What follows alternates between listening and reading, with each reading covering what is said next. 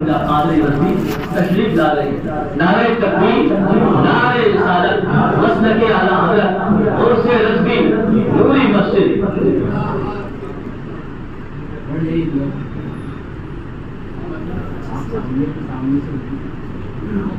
السلام علیکم ورحمۃ اللہ وبرکاتہ۔ نحمده ونصلي ونسلم على نبينا الكريم۔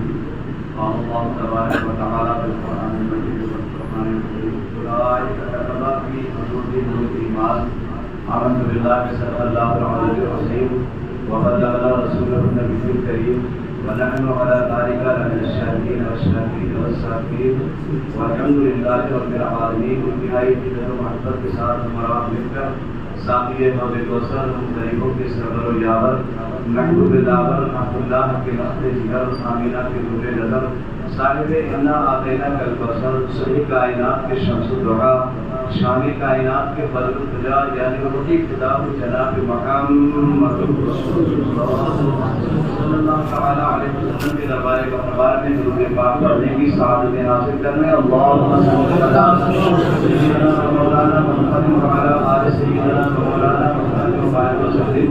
صلاۃ و سلام علیک یا رسول اللہ سیدی یا حبیب اللہ۔ تمامی اہل سنت والجماعت کو اعلیٰ حضرت کے 105 میں اس کی بھی مبارکباد پیش ہے۔ پروردگار عالم ہم سب کی حفاظت اعلیٰ حضرت کے عرس کے صدقے میں فرمائے، اور جہاں بھی ہم رہیں سلامتی کے ساتھ رہیں، ہمارے بچے سلامت رہیں، اور جتنی بھی ہمارے خلاف سازشیں ہو رہی ہے اعلیٰ حضرت کے 105ویں عرس کے صدقے میں اللہ تعالیٰ ساری سازشیں ناکام فرما دے۔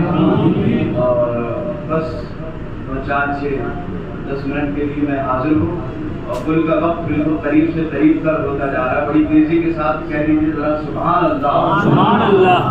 پیچھے دشمن پڑے تھے پڑے رہ گئے، پیچھے دشمن پڑے تھے پڑے رہ گئے، پھر بھی جھنڈے رضا کے گڑے رہ گئے۔ پیچھے دشمن پڑے تھے پڑے رہ گئے، پھر بھی جھنڈے رضا کے گڑے رہ گئے۔ چھوٹا کرنے کی لوگوں نے کی کوششیں، اعلیٰ حضرت بڑے تھے بڑے رہ گئے۔ بعد مرنے کے میرے دوست اتنا کام کر دینا، بعد مرنے کے میرے دوست اتنا کام کر دینا، میرے رخسار پر میرے نبی کا نام لکھ دینا۔ بعد مرنے کے میرے دوست اتنا کام کر دینا، میرے رخسار پر میرے نبی کا نام لکھ دینا، اور بھگانا وہ اگر نجدی وہابی دیوبندی کو تو دروازے پہ بس احمد اللہ کا نام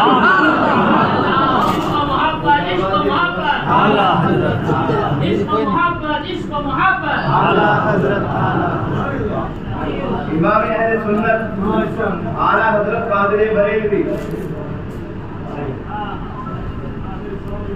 خطیب ہندوستان حضرت علامہ سعید اختر صاحب وہ تشریف لا چکے ہیں، وہ فرما رہے ہیں، یہ مثل پھر سے پڑھ کے آپ کہہ دیجیے سبحان اللہ۔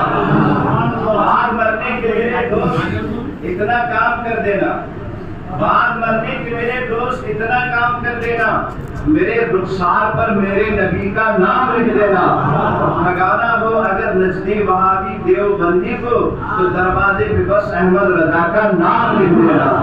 برادران ملت اسلامیہ اعلیٰ حضرت قادر بریلوی رضی اللہ تعالی عنہ صرف عالم ہی نہیں ہیں، وہ صرف مدرس ہی نہیں ہیں، حقیقت میں اگر دیکھا جائے تو بیک وقت امام احمد رضا عالم بھی ہیں، فاضل بھی ہیں، مدرس بھی ہیں، محقق بھی ہیں، محدث بھی ہیں، محقق بھی ہیں، واعظ بھی ہیں، خطیب بھی ہیں، مفسر بھی ہیں، اور مجدد بھی ہیں۔ جب اتنی کوالٹی کسی بندے کے اندر اکٹھی ہو جاتی ہے تب اس کو کہا جاتا ہے اعلیٰ حضرت ہے۔ اتنی کوالٹیاں اکٹھی ہو جانے کے بعد اسے کہا جاتا ہے اعلیٰ حضرت، اور جہاں اعلیٰ حضرت ہوں گے مرکز وہی رہے گا۔ پہلے کوالٹیاں اعلیٰ حضرت کے برابر اکٹھی کر لو، اس کے بعد مرکز کی تبدیلی کی بات کرنا۔ اعلیٰ حضرت کے اندر جو کوالٹی ہے آپ دیکھیں، امام اہل سنت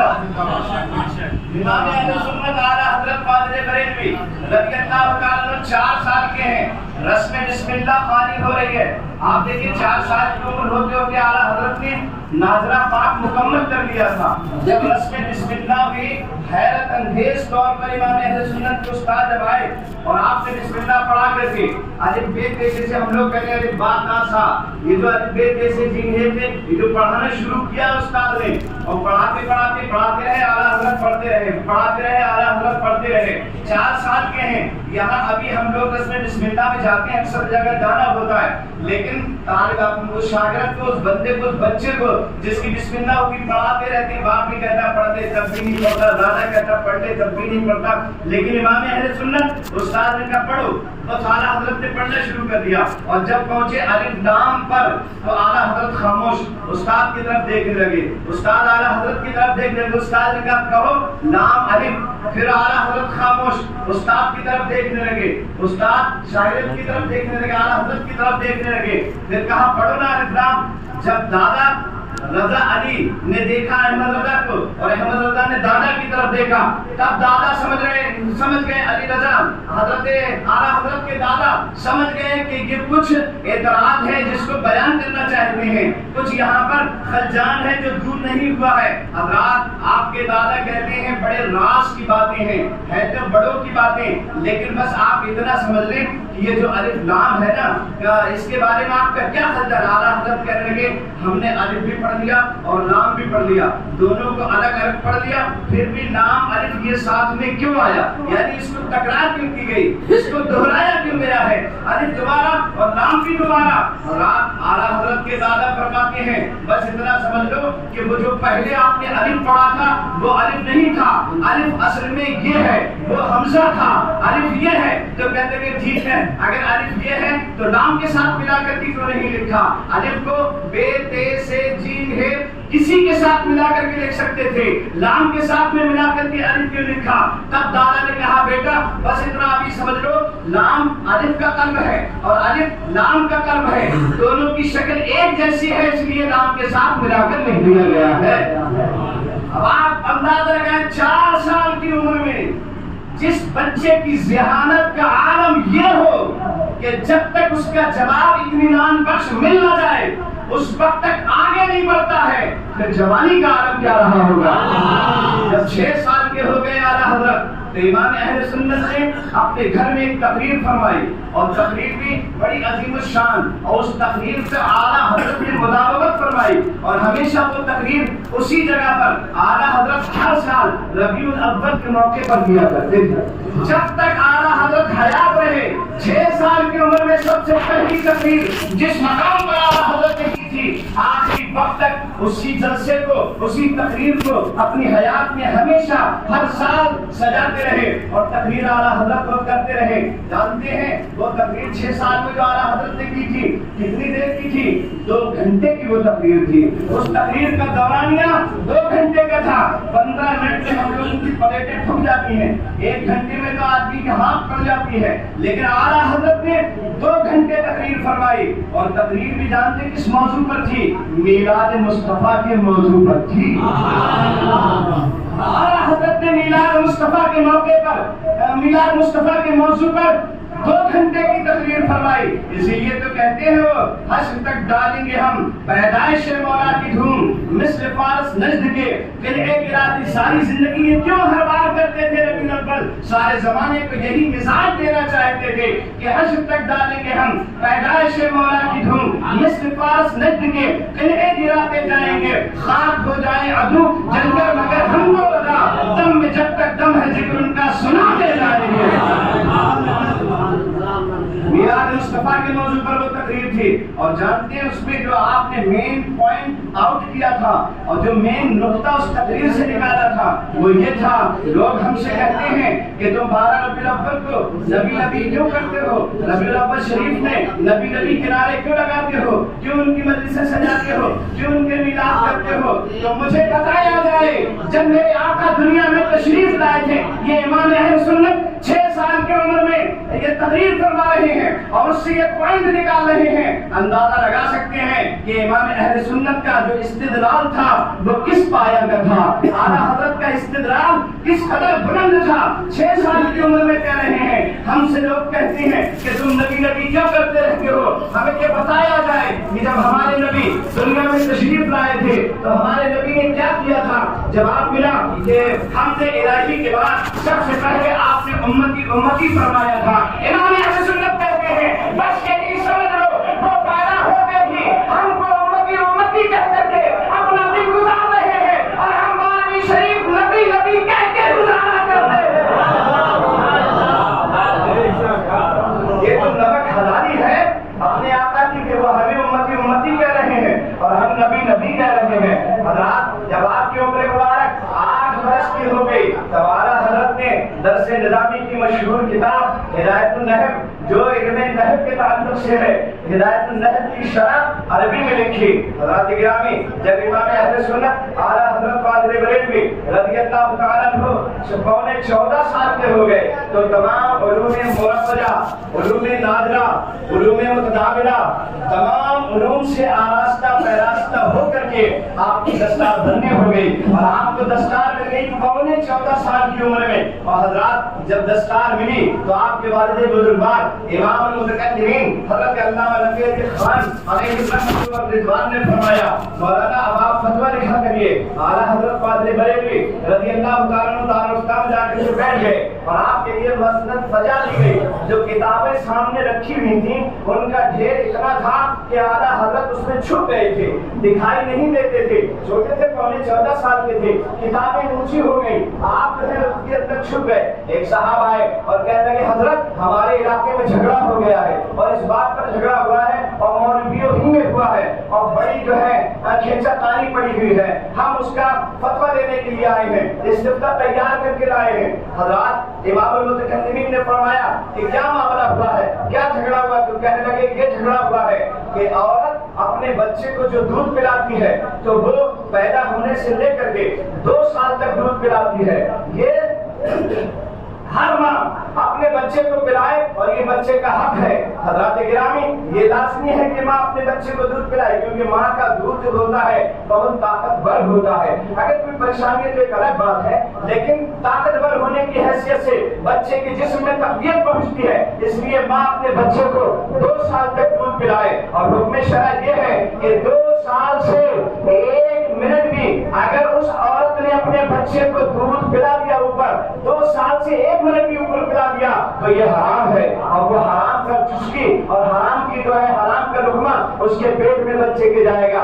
یہ حکم شرع ہے 2 سال تک کامل طور پہ دودھ عورت پلائے، لیکن اگر 2.5 سال تک کی عمر کا بچہ کسی عورت کا دودھ پی لے، اپنی ماں کے علاوہ کسی عورت کا دودھ پی لے حضرات تو وہ اس کی رضائی ماں بن جاتی ہے، یعنی وہ بھی ماں کے حکم ہی میں داخل ہو جاتی ہے۔ لہذا جتنے رشتے سگی ماں کے وجہ سے حرام ہوتے ہیں اتنے رشتے سب کے سب رضائی ہونے کی وجہ سے، مدارات کی وجہ سے حرام ہو جاتی ہیں۔ حضرات گرامی یہ مسئلہ تھا کہ اگر بچہ 2.5 سال کی عمر تک کسی عورت کا دودھ پی لے، چاہے 1 چسکی ہو یا 2 چسکی ہو، اگر پی لے تو وہ اس کا رضائی بیٹا بن جاتا ہے اور وہ اس کی رضائی ماں بن جاتی ہے۔ لیکن اگر بچے نے 2.5 سال کی عمر تک دودھ پیا نہیں، ناک کے ذریعے سے اس کے پیٹ میں دودھ پہنچا دیا گیا تو کیا رضاعت ثابت ہوگی؟ حرمت رضاعت ثابت ہوگی؟ کیا وہ عورت اس کی ماں بنے گی؟ کیا وہ بچہ اس کا بیٹا بنے گا؟ پیا نہیں ہے اس نے، نہ 1 چسکی نہ 2 چسکی،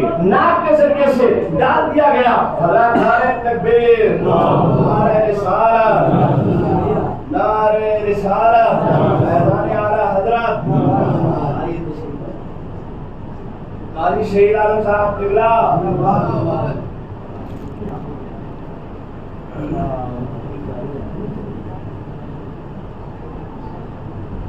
اچھا آپ یہ بتائیے میں کیا کہہ رہا تھا، بتاؤ سب بھول گئے نا؟ ہاں مسئلہ یہ ہے ہمارے علاقے میں مولوی لوگ جھگڑ گئے ہیں۔ ایک مولانا صاحب یہ کہہ رہے ہیں کہ بچہ منہ سے چسکی لگا کر کے جب دودھ پیے گا تب حرمت رضاعت ثابت ہوگی، اور اگر چسکی لگا کر اس نے نہیں پیا اور کسی طرح سے دودھ اس کے پیٹ میں پہنچ گیا تو حرمت رضاعت ثابت نہیں ہوگی۔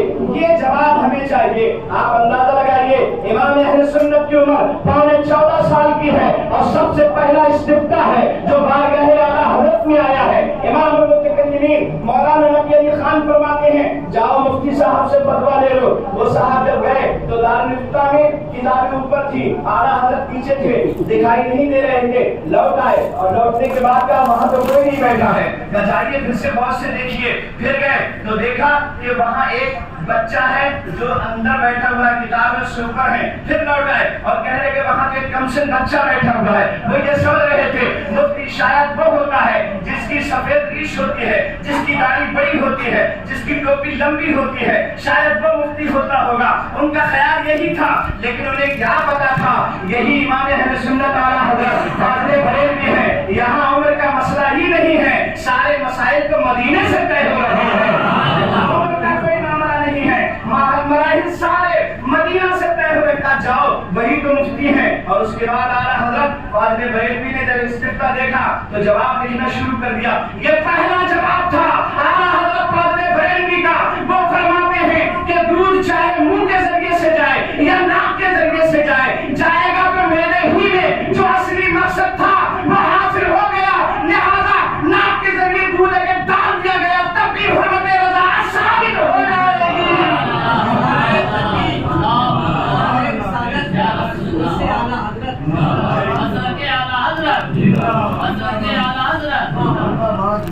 حضرت فاضل بریلوی رضی اللہ تعالیٰ عنہ کا سب سے پہلا فتویٰ تھا۔ حضرات ایک صاحب آئے اور آ کر کہتے ہیں کہ حضرت مجھے تعویذ دے دیجیے، مجھے ایک تعویذ چاہیے۔ تعویذ ہر دور میں مانگے جاتے رہے ہیں اور علماء بھی اپنی جان چھڑانے کے لیے ہر دور میں تعویذات دیتے رہے ہیں اور دینا ہی پڑے گا۔ یہ بھی ایک خدمت دینی ہی سمجھ لو۔ مفتی اعظم ہند رحمۃ اللہ تعالیٰ علیہ فرماتے تھے کہ تعویذ اصل میں سفارش ہے، تعویذ اللہ کی بارگاہ میں سفارش ہے، تو جتنا اچھا آدمی ہوگا اس کی سفارش اتنی ہی زیادہ مقبول ہوگی۔ یعنی تعویذ اگر بعمل آدمی لکھے گا تب جا کر اس کے تعویذ میں اثر ہوگا، یہ مطلب اس کا ہوتا ہے۔ حضرات تو ایک صاحب آ کر کہنے لگے حضرت تعویذ لکھ لیجیے۔ اعلیٰ حضرت فاضل بریلوی بیٹھ گئے، ویسے تو آپ کو فرصت نہ ملتی تھی لیکن تعویذ لکھنے کے لیے بیٹھے، اور جب بیٹھے حضرات تو علم العادات کے اعتبار سے جو ہے 786 جو لکھا جاتا ہے تو اعلیٰ حضرت نے سب سے پہلے 6 لکھا، اس کے بعد 8 لکھا، اس کے بعد 7 لکھا، اور ترتیب ہم لوگ عموماً جو ہم لوگ لکھتے ہیں وہ اس طرح لکھتے ہیں، پہلے 7 لکھیں گے، پھر 8 لکھیں گے، اس کے بعد 6 لکھیں گے، یہ 786 ہے۔ لیکن اعلیٰ حضرت نے پہلے 6 لکھا، پھر 8 لکھا، پھر 7 لکھا۔ دیکھنے والے نے دیکھا تو وہ کہتا ہے حضرت یہ آپ کیا کر رہے ہیں، آپ نے الٹا لکھ دیا، آپ الٹا لکھ رہے ہیں۔ اعلیٰ حضرت فرماتے ہیں ہم نے تو سیدھا لکھا ہے۔ حضرت یہ سیدھا کہاں ہے، ایسے لکھتے تو سیدھا ہوتا کہ نہیں، ادھر سے سیدھا نہیں ہے، سیدھا ادھر سے ہوگا، اس لیے ہم نے لکھا ہے کیونکہ میرے آقا فرماتے ہیں ان اللہ یحب التیامن، بے شک اللہ دہنے کو پسند کرتا ہے۔ اگر ہم پہلے 7 لکھ دیتے تو یہ دایاں کا ہوتا، یہ تو بایاں ہو جاتا، یہ سیدھی طرف سے نہیں ہوتا، الٹی طرف سے ہوتا، اور ہم اپنے نبی کی سنت ادا کریں گے، کسی کی نقل نہیں کریں گے۔ اعلیٰ حضرت سر سے پاؤں تک سنت کے سانچے میں ڈھلے ہوئے تھے۔ ایک صاحب آئے اور آ کے کہہ رہے کہ حضور سرکار کا حکم آیا ہے، سرکار کا آدیش آیا ہے، گورنمنٹ کا سرکار کا حکم آیا۔ اعلیٰ حضرت نے فرمایا چھپو، سرکار مت کہا کرو، اگر کہنا ہی ہوا کرے تو حکومت یا گورنمنٹ کہا کرو، حکومت کہا کرو، سرکار مت کہا کرو۔ سرکار تو صرف ایک ہی ہے اور وہ ہے سرکار مدینہ۔ ایک صاحب آئے آ کر کہنے لگے وہ ایک سردار سے ہماری ملاقات ہوئی، سکھ کو انہوں نے سردار کہا۔ اعلیٰ حضرت فاضل بریلوی نے فرمایا نہیں، سردار اسے نہ کہا کرو، اس کو سکھ کہا کرو، جب بھی کہنے کی ضرورت پڑے تو سکھ کہنا، سردار نہ کہنا، اس لیے کہ سردار تو پوری کائنات میں ایک ہی ہے اور وہ ہے سردار انبیاء۔ ہر موقع پر امام اہل سنت نے اہل سنت والجماعت کے عقیدے کا تحفظ فرمایا ہے۔ حضرات اور किसी मौके पर भी इमाम अहले सुन्नत आला हजरत फाज़िल बरेलवी ने अपने चाहने वालों को और रसूल अल्लाह के उम्मतियों को तरह नहीं छोड़ा है। हर सवाल का जवाब इमाम अहले सुन्नत ने दिया है। आप अंदाजा लगाइए, जब आला हजरत फाज़िल बरेलवी हज करने के लिए तशरीफ ले गए और हज करके काबा शरीफ की हाजिरी मुकम्मल करके जब मदीना शरीफ जाने का इरादा फरमाया तो गौर करने लगे और आपने देखा कि काबा शरीफ में एक परनाला लगा हुआ है जिसे मीज़ान ज़र कहा जाता है। वो सोने का परनाला था, वो लगा हुआ है। हज़रात, हज करने वाले तो न जाने कब से हज करके आ रहे हैं, तवाफ काबा कर रहे हैं, लेकिन जो गौर इमाम अहले सुन्नत ने किया है शायद वो गौर किसी ने नहीं किया। जब काबा पर गौर करते हैं तो वो देखते हैं, आमतौर पे आदमी परनाले को यही समझता है ये बारिश के पानी गिरने के लिए है, लेकिन आपने जब गौर किया तो परनाले का मुंह मदीना शरीफ की तरफ था। मदीना शरीफ की तरफ उसका मुंह है और जब मदीना शरीफ की तरफ मुंह है तो इमाम अहले सुन्नत को ख्याल आया ये परनाला जो है ये एरो का काम कर रहा है, तीर के निशान का काम कर रहा है। बड़ा सा बोर्ड लगा हुआ उधर और नीचे लिखा हुआ नूरी मस्जिद और नूरी मस्जिद के नीचे एक तीर लगा हुआ है, यानी अगर आप नूरी मस्जिद जाना चाहते तो इधर चले जाइए। डॉक्टर परवेज के यहाँ भोरी बख्श का अस्पताल नीचे तीर लगा हुआ है, अगर आप भोरी बख्श के यहाँ जाना चाहते हैं डॉक्टर परवेज के हॉस्पिटल में जाना चाहते हैं तो इधर चले जाइए। राहे आला हजरत नीचे तीर का निशान बना है, तो ये तीर के निशान को एरो का निशान कहते हैं और वो तीर का निशान रहनुमाई करता है, वो बताता है तुम्हारी मंजिल अब इस तरफ है, जहाँ तुम जाना चाहते हो वो इस तरफ है। इमाम अहले सुन्नत समझ गए और कहने लगे गौर से सुन तो रजा, काबे से आती है सदा, गौर से सुन तो रजा, काबे से आती है सदा, तेरी आंखों से मेरे प्यारे का रोना देखो। यानी हज को कर लिया है, अब हज को मकबूल कराना चाहते हो या मकबूलियत की सनद लेना चाहते हो तो इधर चले जाओ। इमाम अहले सुन्नत चलती है वहां से, तो वहां से चले तो चलते चलते पाँव सूज गया था, पाँव में आंवले भी पड़ गए थे, दुखन बहुत ज्यादा हो गई थी। जिन लोगों ने हज किया वो जानते हैं कि कितनी तकलीफें होती हैं। कम से कम 5 दिन तक तो आदमी चैन से रहता ही नहीं है, पैर उसके सूज जाते। यही आला हजरत का हाल भी था, हजरत पैर सूज गए, लेकिन आला हजरत ने शिकायत नहीं की कि मेरा पाँव सूज गया, मुझे तकलीफ हो रही, नहीं, ये सब कुछ नहीं। अगर ये शिकायत करते तो रसूलुल्लाह सल्लल्लाहु अलैहि वसल्लम के शहर की तौहीन कहीं ना हो जाती, इसलिए उन्होंने ये नहीं कहा। हजरत, आप मदीना शरीफ की करीब पहुंचने ही वाले थे कि इतने में एक कांटा आपके पाँव के नीचे आ गया और वो कांटा आला हजरत को लग गया। पैर तो पहले ही से दुखे हुए थे, आंवले तो पहले ही से पड़े हुए थे और ऊपर से ये हो गया कि कांटा पाँव के नीचे आ गया और वो कांटा जब लगा तो आला हजरत तड़प के रह गए, मचल के रह गए, बिलक के रह गए, लेकिन फिर भी ये नहीं कहा आह मुझे तकलीफ हो गई, मुझे कांटा लग गया। वो जानते थे कि अगर मैंने ये कहा तो रसूलुल्लाह सल्लल्लाहु अलैहि वसल्लम के शहर की मेजबानी में फर्क आ जाएगा, जो मेरा मेजबान है उसकी मोहब्बत में फर्क आ जाएगा। कांटे को देखा, देखने के बाद निकाला, निकालने के बाद चूमा, माथे से लगाया और कहने लगे खारे सहराए नबी पाँव से क्या कहूँ तुझे, खारे सहराए नबी पाँव से क्या कहूँ तुझे, आ मेरी जान मेरे दिल में है रास्ता तेरा। क्या बात, सुभान अल्लाह, वाह वाह क्या बात।